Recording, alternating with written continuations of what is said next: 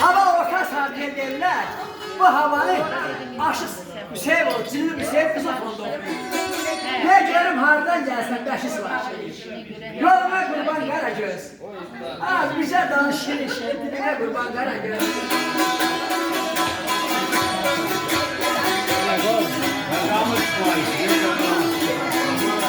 Güzellik sana yanaşır. Zülfün gerdenden aşır. Sona kimi başı yaşır, gölüne kurban Karagöz. Diline kurban Karagöz.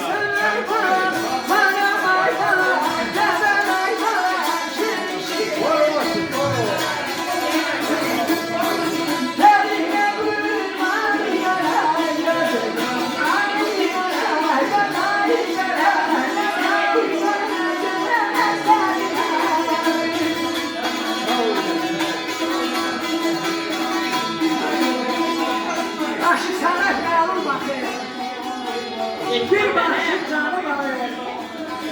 Karayı sen yanaşır, diline kurban